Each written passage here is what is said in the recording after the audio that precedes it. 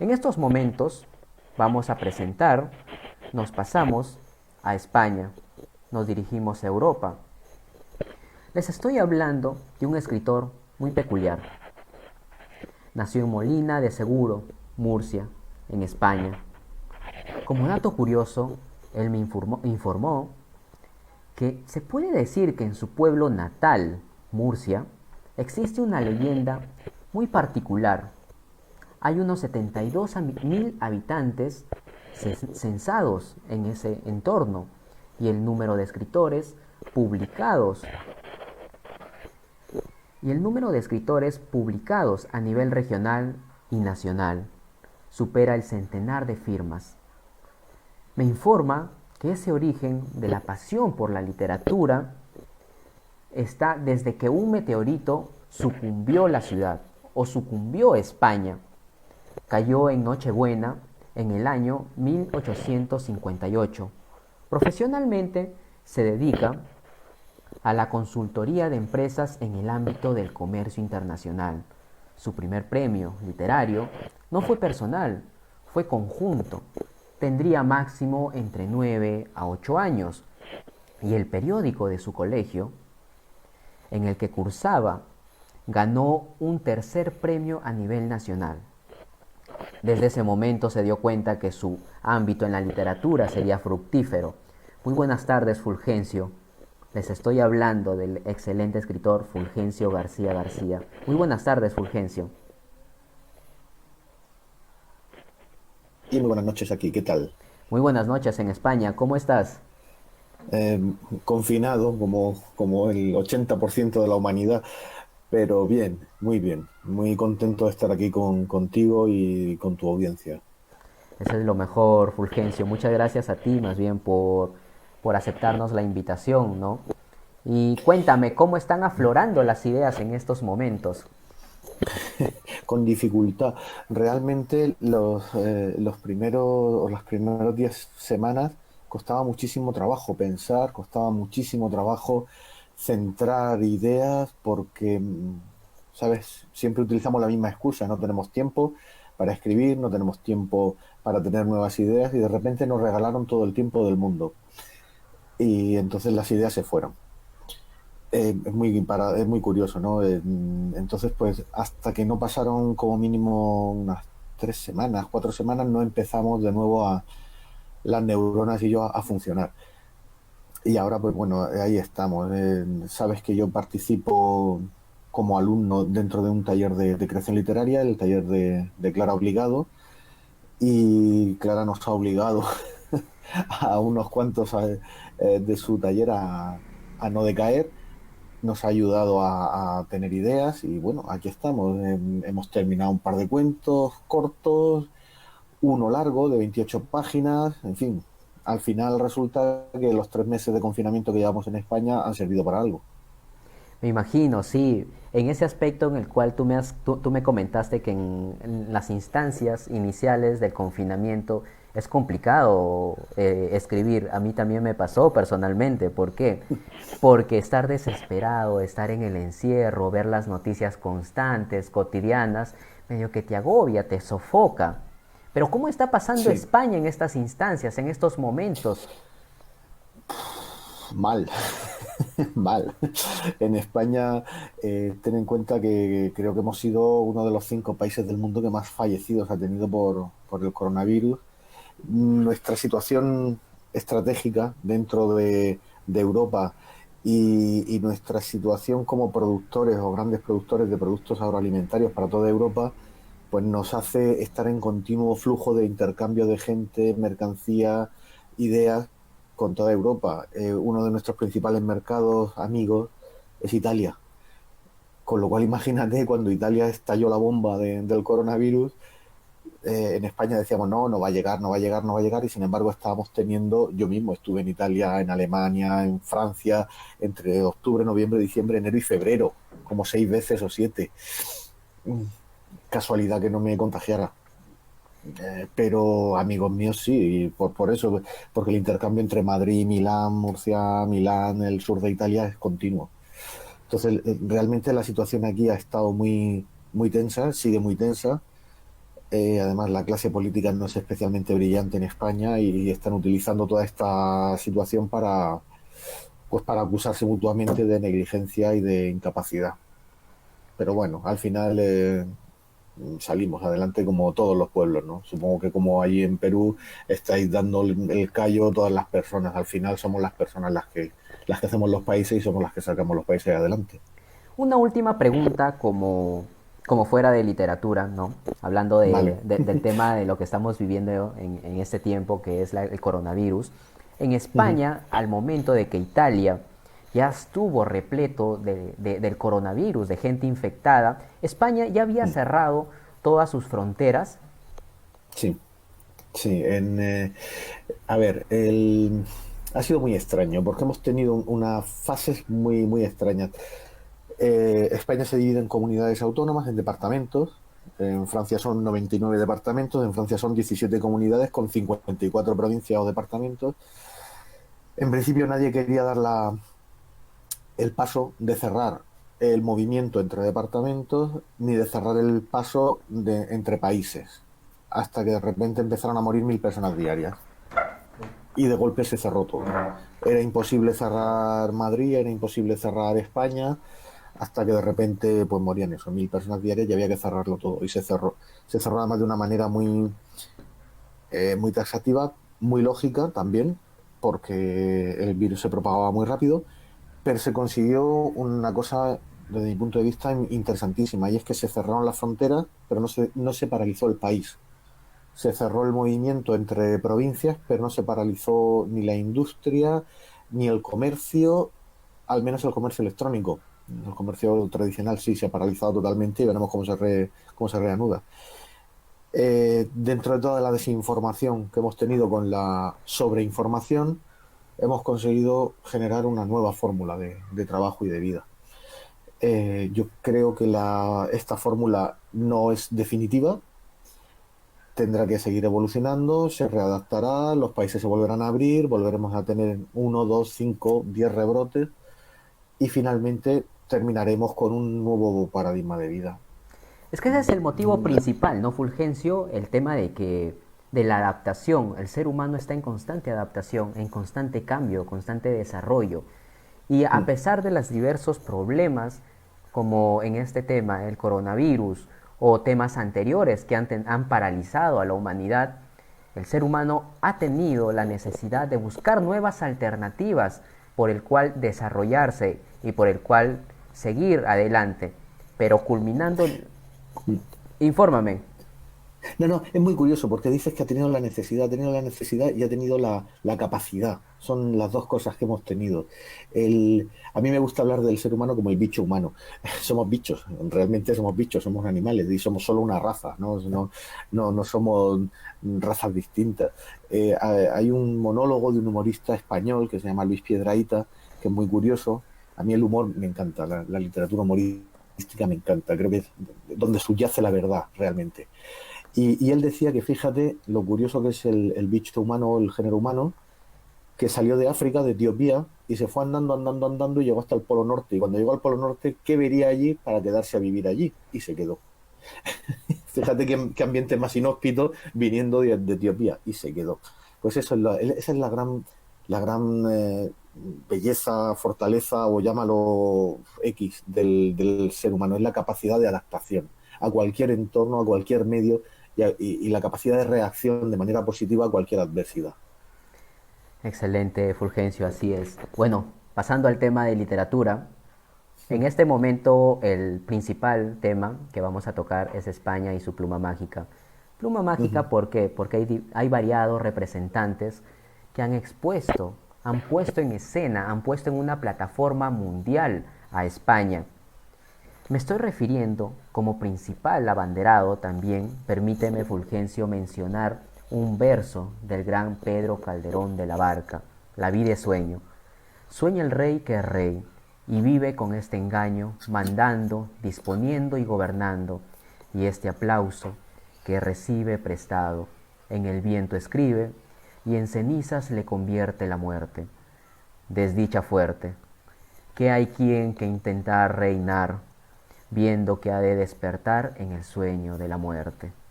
Es muy peculiar este verso de verdad y me encanta porque cómo realiza una pequeña comparación con los sueños, con las constantes derivas que tiene el ser humano. Coméntame Fulgencio. Uf, que toda la vida es sueño y los sueños sueños son. Es muy potente Calderón de la Barca en esta en especial. A mí, fíjate, dentro de la literatura del Ubisund, del ¿Dónde están?, que hay un movimiento brutal en España, en la literatura del 18, yo me voy siempre un poquito antes. Yo, para mí, el primer literato, el primer poeta en castellano que habla del Ubisund, para mí es el infante Juan Manuel, cuando escribe las coplas a la muerte de su padre y dice que en la vida no, que en la vida un frenesí de Pedro Calderón de la Barca. Y él habla de despierte el alma dormida, vive el seso y despierte, contemplando cómo se pasa la vida, cómo se llega a la muerte tan callando. Ahí yo lo leí por primera vez, creo que tenía 12 o 13 años, y me impactó muchísimo. Precisamente por esto, porque luego lo tomará Calderón, luego lo tomarán todos los escritores en castellano, en inglés por supuesto, y es la fugacidad del tiempo, el, cómo nos empeñamos en acumular, en atesorar, en mandar, en ser más que el otro, y al final vamos a terminar en el mismo sitio. Con Sí, lo cual, la muerte es la más democrática y la más igualitaria de todas las acciones y de todos los hechos que nos van a pasar en nuestra vida. Entonces, ¿eso a qué nos ayuda a leer a los clásicos, a Calderón, por ejemplo, en este verso que tú dices que es precioso, o a el infante Juan Manuel o a cualquier otro? Nos ayuda a relativizar muchísimo y a poner los pies en el suelo. Saramago decía que él no escribía ni para contentar ni para descontentar, sino para desasosegar, para hacer que la gente pensara, para remover el alma dormida, avivar el seso y despertarlo. Pues eso es este verso que tú has leído ahora mismo, para mí es eso, ¿no? Es, oye, démonos cuenta de que la vida y la situación que vivimos ahora mismo pasará, todo pasará, seamos capaces de hacer cosas buenas y seamos capaces de trabajar por los demás y no solo por nosotros, porque al final mmm, la muerte nos iguala a todos. es que lo peculiar de los escritores españoles es que han puesto en evidencia que la vida, bueno, a relación personal, ellos han puesto en relevancia que la muerte es una etapa transitoria de la vida y que tiene un poquito más de importancia que la vida misma. No sé si me dejo entender. Por tal motivo es que los versos de todos los escritores españoles, en especial los dramaturgos, son hablan de esa relevancia post vida. Hay mucho de la influencia, lógicamente, cristiana y católica. Ten en cuenta que España hasta el siglo XIX, hasta 1870, 1880, la Inquisición en España censuraba libros y que volvió la censura a los libros entre 1939 y 1977 aproximadamente, ¿eh?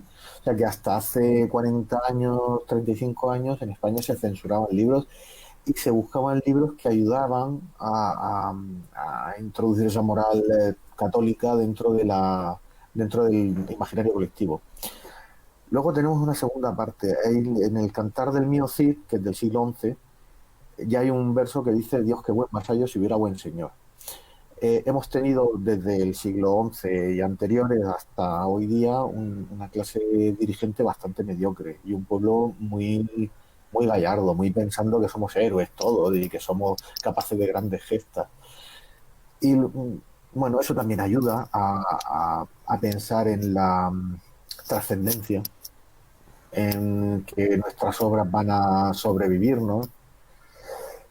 Y eso pues se refleja evidentemente en la literatura. Mira, hay un escritor que es Camilo José Cela, que fue Premio Nobel de Literatura en el 89, que es muy curioso porque él tiene dos facetas. Él fue censor del franquismo, o sea que se dedicaba a tachar libros ya decidir qué libros se publicaban y qué libros no, y sin embargo él tenía una serie de diccionarios eróticos y de libros de viajes en los que hablaba pues de las casas de putas a las que visitaba. Muy curioso, ¿no? Un censor que hablara de todo esto. Pero sobre todo el punto fundamental de Cela era eh, que durante entre el año 60 y tanto, 70 y el año 90, 90 y algo, él cuando le entrevistaban en televisión y en prensa y en radio, él nunca hablaba del libro que había escrito, sino del libro que iba a escribir. ¿Por qué? Porque él lo que ya había escrito, él consideraba que ya estaba hecho, ya el que quisiera leerlo, el que quisiera, él necesitaba ese afán de trascendencia, ¿no? Esa prisa por seguir publicando y por generar en sus lectores no sé, la necesidad de leerle, ¿no? Bueno, pues ahí está todo un premio Nobel que su mayor afán era la trascendencia, la necesidad de que se siguiera hablando de él años y años y años después de que falleciera. Es una cultura muy curiosa la nuestra. Ten en cuenta que España es, pues bueno, somos fenicios, romanos, árabes, bárbaros, íberos, celtas, somos una mezcla tremenda. Y esa mezcla, a partir del siglo XV, se ve todavía enriquecida por todas las culturas en las que España, pues de una forma o de otra, llega, tanto en el continente americano, como en el africano, como en el sureste asiático. Entonces, al final somos Muy muy diverso. mezcla todos, ¿no? Muy Así es. diversos. A mí lo que más me gusta es que nosotros estamos separados, no sé, por 10.000 kilómetros y nos podemos entender perfectamente, porque tenemos una lengua común, que eso realmente es el gran privilegio que tengo yo, ¿no? Y que tienes tú, que podamos entendernos, salvo por los localismos y tal, que son un tesoro y hay que cuidarlo y hay que potenciarlo muchísimo, porque es muy curioso que los españoles en general, escritores y no escritores, no somos conscientes de la riqueza que hay en el castellano que se habla fuera de España. No somos conscientes, ¿eh? Y eso es impresionante. Es que el tema principal, Fulgencio, te comento, es acá en Perú, por ejemplo, sucede lo contrario, ¿no? Nosotros imaginamos, ahí viene una pregunta un tanto relevante. Nosotros imaginamos que en España, como la literatura no es relevante, importante en España, y hay diversos escritores que pueden involucrarse, no sé, en temas políticos, en temas costumbristas, etcétera. Nosotros los peruanos, latinoamericanos y sudamericanos creemos que España es una puerta extensa para los escritores novatos. Cuéntame, ¿cómo trata España a los escritores novatos, a los escritores Nobel? Me comentaron en ese aspecto que se les dice. Sí, pues mira, yo creo que ahí no nos diferenciamos tanto de otros países. Quizás sea más el aura que tenemos de país mito. Ten en cuenta, con todos los cambios y todos los movimientos sociales y todas las dictaduras que sufre Centro y Sudamérica durante pues toda la segunda mitad del siglo XX, más la nuestra propia, que la hemos sufrido también durante gran parte del siglo XX, hay un movimiento migratorio entre México, Argentina, España, Guatemala, no sé, Uruguay, Paraguay, fabuloso, ¿no? Y eso hace que aquí haya un movimiento muy grande. Cuando no podían estar en España, se iban a Francia, como el caso de Cortázar, y cuando podían estar en España, pues se venían para España, ¿no? Aquí hay un equilibrio bastante bueno entre la comercialidad y el empuje literario. Me explico. Mira, en España, solo en el territorio español, se publican al año unos 86.000 títulos. Cada año. En todos los rubros, Desde, en todos los rubros, de todos los temas. de todo. 86.000 títulos nuevos cada año. Y de hecho, estamos viviendo un boom de la autoedición desde el año 2008 o 2010 hacia acá, que eso es lo que ha permitido llegar a los 86.000 títulos. Creo que el año 2016 fue el año tope, que se llegaron a los 90.000 o 92.000 títulos, después ha ido bajando y ahora se está remontando.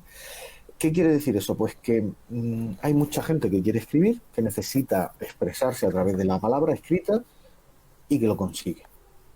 ¿Cómo lo consigue? Pues bien, o bien autoeditándose, o bien colaborando con revistas de difusión online u offline, y también a través de los canales tradicionales de las editoriales tradicionales. ¿Es difícil llegar a las editoriales tradicionales? Sí y no.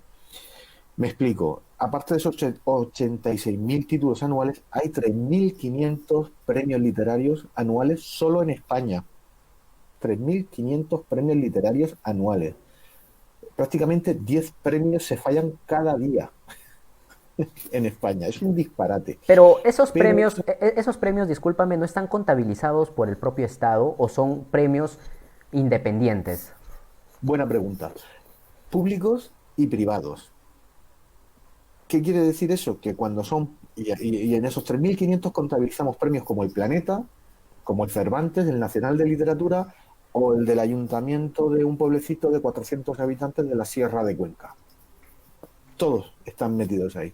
¿Qué quiere decir eso? Pues que evidentemente el escritor que gana el premio Planeta pues es siempre un escritor del grupo Planeta o de su entorno, de su grupo multimedia, Antena 3 o Onda Cero o cualquier otra emisora que tiene, con lo cual sabes que siempre lo va a ganar alguien de la casa. Pero luego tienes 3.499 premios literarios que van desde 0 euros, pero la publicación del cuento, hasta la dotación del Premio Planeta. Al final se da una difusión enorme a los escritores noveles. Y luego hay también un segundo boom que me parece interesantísimo.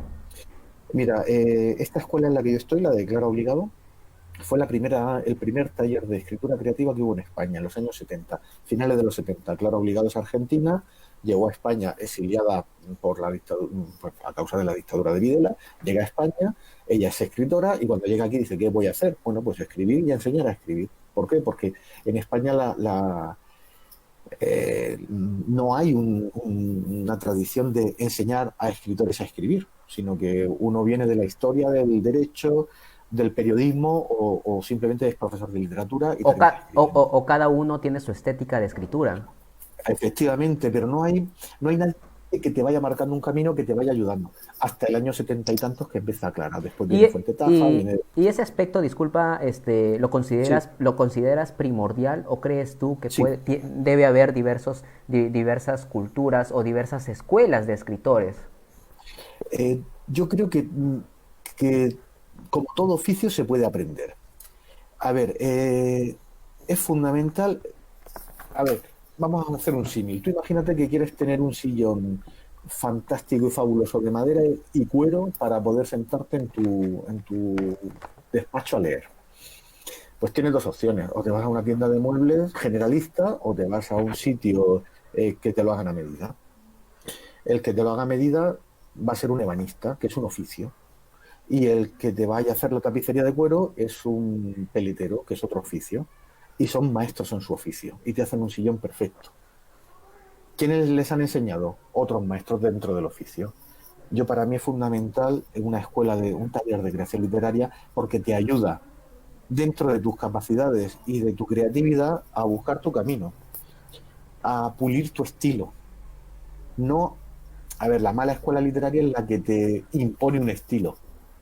La buena escuela literaria es la que dentro de tu estilo te pule y te ayuda a sacar todo lo que tienes dentro. Eso quiere decir de que, por ejemplo, yo tengo un estilo dramaturgo, Ujú. shakespeariano, y bueno, voy a España y poco a poco en tu escuela me van estructurando, me van encaminando para no cometer diversos errores a futuro en la escritura.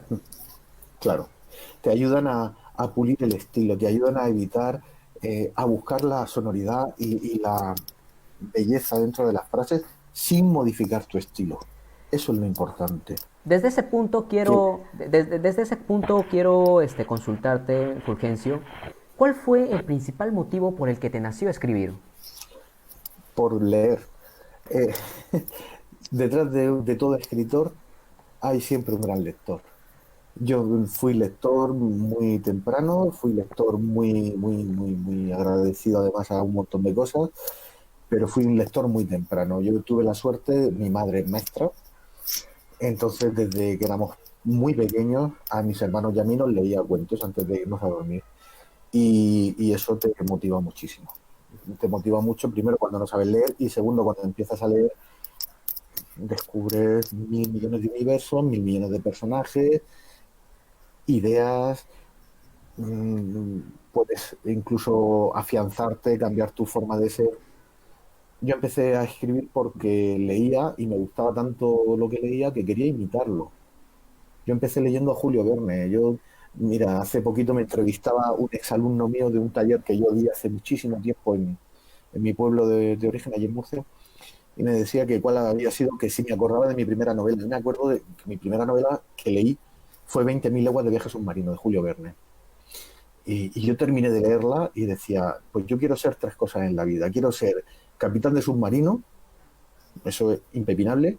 Quiero ser escritor y quiero ser, pues bueno, buzo, etcétera, etcétera, etcétera.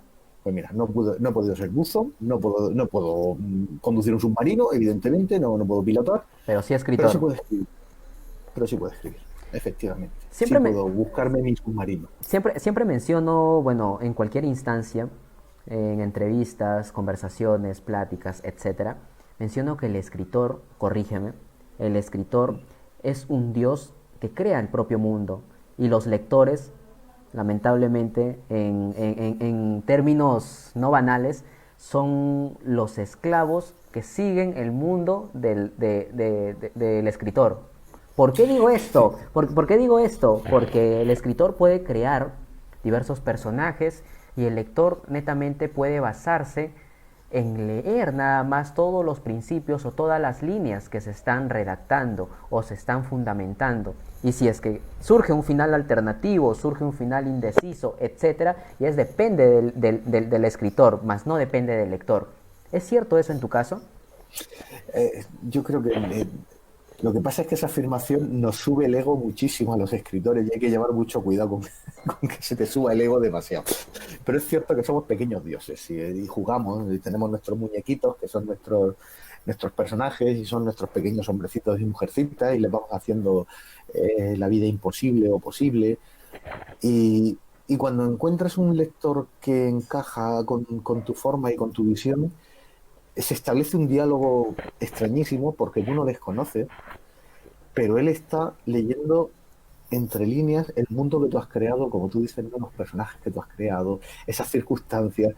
Y claro, y luego cuando de vez en cuando si tienes la posibilidad de que el lector hable contigo y te hace una lectura de lo que ha visto y tal, te pones más ancho que largo, ¿no? Y dices, uy, qué bien, ha entendido lo que yo quería decir, o no lo ha entendido, o ha entendido otra cosa.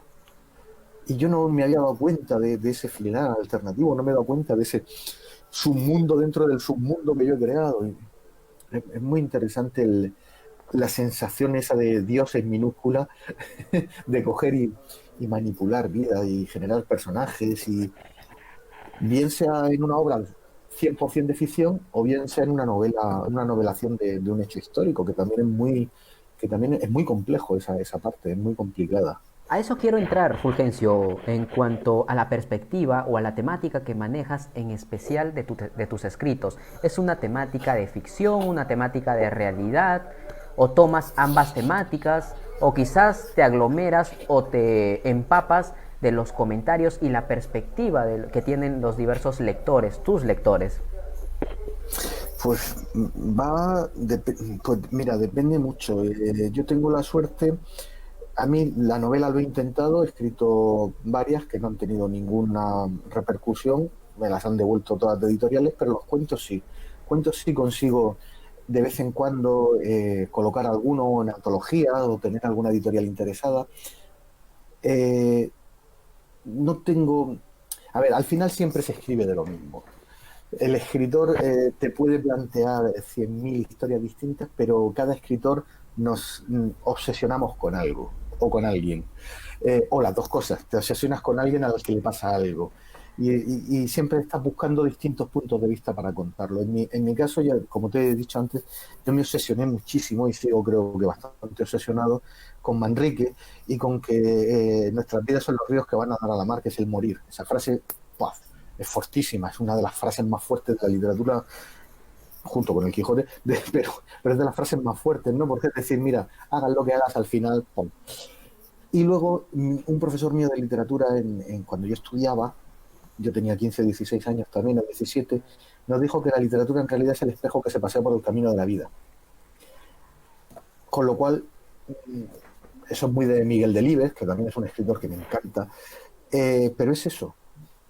Entonces, ¿desde dónde escribo yo? Pues mira, yo tengo una obsesión, que es la que te he comentado, ¿no? Es que se nos pase la vida y no hayamos hecho nada. Y que no nos damos cuenta que se nos ha pasado la vida y no hemos hecho nada.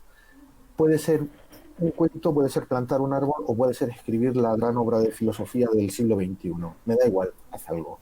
Inténtalo. Inténtalo, haz algo. Y ese tema siempre sale al final en todos mis personajes. En todos. Todos mis personajes tienen un rasgo común. Suelen ser personas fracasadas en algún punto de la vida o en todos los puntos de la vida. Y suelen ser personas que están intentando de alguna forma darle un sentido a la vida antes de morir, antes de matar, antes de que les pase algo. Siempre están intentando buscar ese punto de la vida. ¿Siempre he buscado eso cuando escribía? No, ni muchísimo menos. De hecho, yo tuve, como casi todos los escritores, yo tuve una etapa muy fructífera, fíjate qué curioso, entre los 17, 18 y los 25, 30, 25, 28 años. Pero muy fructífera, a cuento por semana, algún premio caía todos los años, aunque fuera pequeñito, y de repente me paré. No conseguía encontrar nada. Hasta hace 5 años, yo tengo ahora casi 47, pues hasta los 40 aproximadamente, 39, 40, que de repente se me vuelve otra vez la frase y me doy cuenta de que algo tengo que hacer. Retomo la actividad y en estos últimos 6 años pues publico unos 40 artículos de prensa y unos 15 o 20 cuentos entre diversas antologías, no, más cuentos, entre antologías, revistas en papel, revistas digitales, etcétera, etcétera. Pero si los lees todos, incluso los artículos de prensa, creo que me estoy dando cuenta, según voy hablando contigo, y la culpa la tienes tú, No, no te que me la has preocupes. sacado, que me la has sacado, me doy cuenta de que efectivamente esa frase está ahí subyacente siempre, ese pensamiento está ahí siempre subyacente. Siempre. Se puede mencionar, Fulgencio, que en tu caso, por ejemplo, y creo que en los casos de diversos escritores, de variados artistas también, surge un espacio en el cual nosotros, o un tiempo en el cual nosotros nos truncamos, quizás pensamos o meditamos, esto siempre escribo, esto siempre hago, y yo tengo que evolucionar, tengo que desarrollarme. Tú ese desarrollo tomas leyendo diversas obras de escritores relevantes, no relevantes, de escritores nobles, quizás ese mundo en el cual encajas puede ser decisivo para los escritos que tienes. Sí, sí, eh, todo lo que te pasa en la vida está en tus letras. Y todo lo que lees, todo lo que vives, todo lo que te pasa, esta misma entrevista probablemente dentro de 6 meses salga en un cuento, porque habrá un personaje que le pase algo curioso y conocer a otro personaje. Todo influye. Mira, yo tuve la suerte inmensísima, o tengo la suerte inmensísima de conocer a muchos escritores de mucho, para mí son muy grandes y por ventas y por premios y por reconocimiento social y lo son. Y lo que tú dices, cada libro que lees te deja algo. Al igual que cada conversación que tienes. Y todo te va modificando y te va cambiando. Pero te va cambiando la forma de escribir, te va cambiando el punto de vista, te modifica los puntos de vista de los personajes y del planteamiento de un cuento o de un texto. Pero al final yo creo que se evoluciona efectivamente, pero la idea subyacente siempre está ahí. Siempre todos tenemos una obsesión, todos. Confesable o no confesable, ahí ya cada uno, pero esa obsesión siempre sale. Y siempre sale de una forma directa, a través de un personaje muy directo, muy plano, o de una forma indirecta, a través de desmenuzar esa obsesión en pequeñas obsesiones pequeñitas y darle a cada personaje una obsesión, una micro obsesión que todas conforman. Eso lo hace muy bien, por ejemplo, a mí me encanta, ya te he dicho que me gusta muchísimo el humor, Woody Allen, sabes que está como una puñetera cabra, es un cencerro con patas, pero él lo que hace en sus personajes no refleja al 100% sus neuras, sino que va poniendo en cada uno de sus personajes una de sus neuras, de manera que cuando tú ves una película o lees un cuento de Woody Allen o una obra de teatro de Woody Allen, te encuentras con que toda la obra es su obsesión, pero cada personaje es una micro obsesión. Esa forma, yo creo que eso es lo que, por lo menos lo que me pasa a mí, ¿no? Yo, al final, todos mis textos terminan con la misma idea obsesiva, pero siempre voy intentando cambiar, y eso sí me gusta mucho, cambiar los puntos de vista. Buscar nuevas voces narrativas y buscar nuevos puntos de vista. Excelente. Como penúltima pregunta, cuéntame, obsesionarte no solo con un personaje, sino con diversas fuentes o con diversos temas, como es el caso del amor, la soledad, el odio, etcétera, es un tanto peligroso para el escritor. Me refiero a peligroso, ¿por qué? Porque nos podemos estancar en ese aspecto. Quizás escribimos mucho de un sentimiento que nos agobia, quizás en adolescentes, no sé, el tema de la soledad, el odio, o más adelante. ¿Ese tema es crucial para ti? Eh, a ver, el tema de la obsesión, tienes razón que en una etapa de la vida creativa se te puede convertir en la única cosa que escribas y en un único punto de vista.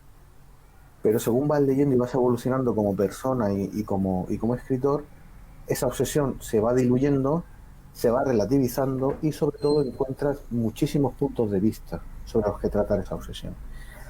Yo no sé si leyera ahora algún cuento mío de hace 25 años, si lo reconocería como mío primero, y si lo cambiaría entero, lo desmontaría y lo volvería a armar, o lo dejaría como está. Probablemente lo dejaría como está, porque pertenece a un momento de mi vida, a un momento espaciotemporal, y tiene que ser así.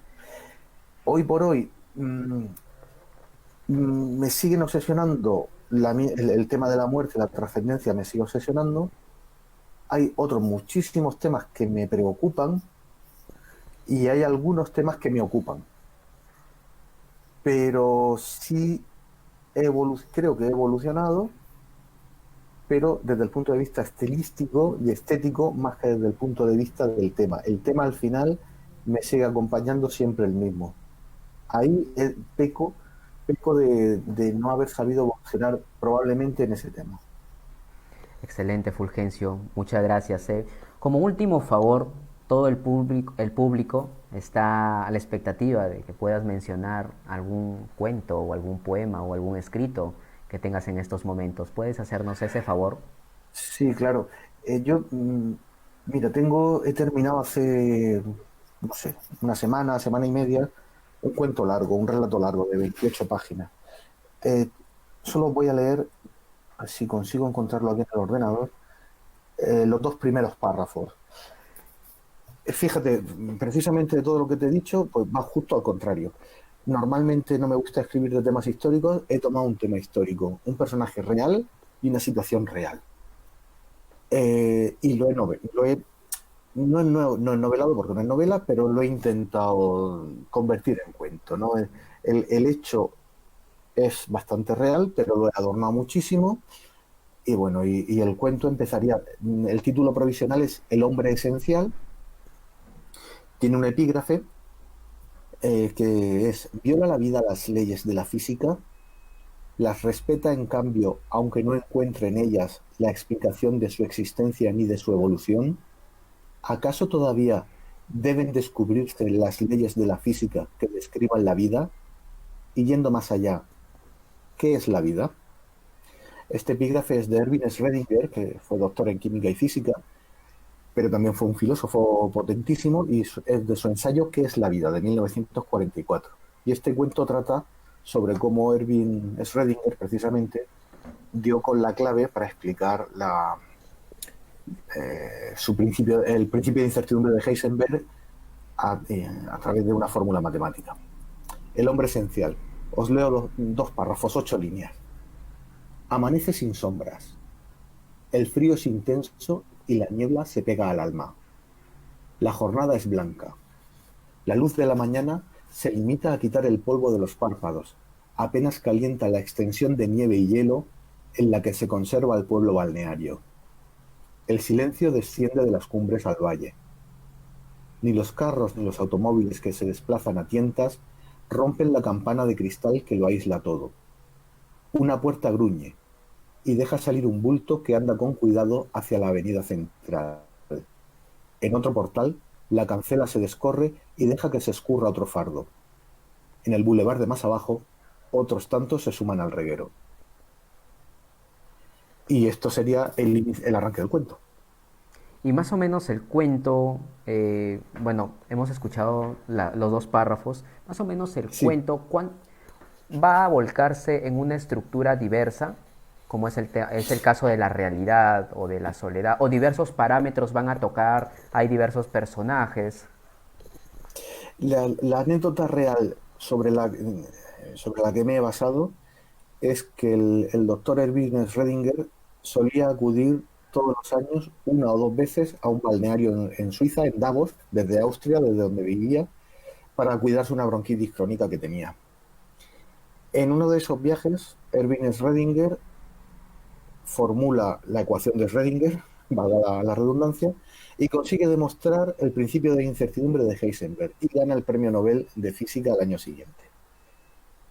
Eh, Esa es una de las premisas de partida. Una premisa totalmente aséptica, histórica, que no tiene ningún punto de vista extraño. La otra premisa de la que parto es que Erwin Schrödinger, aparte de ser uno de los genios más grandes de toda la historia de la ciencia, era un mujeriego incontrolable, pero tan incontrolable que su mujer le llevaba la agenda de citas y él seleccionaba a sus ayudantes de laboratorio en función de lo guapas que fueran las mujeres de los ayudantes de laboratorio, Era porque se terminaba parametrizado. acostando con todas ellas. Eso junto. Y a partir de ahí, el cuento. Excelente, Fulgencio, de verdad fue exquisita charla y Muchísimas espero gracias. que más adelante, bueno, más adelante después de este festival van a surgir diversas ponencias, ¿no? No solo en literatura, también de arte, derecho, marketing, y hay diversos ponentes. Y en uno de aquellas fechas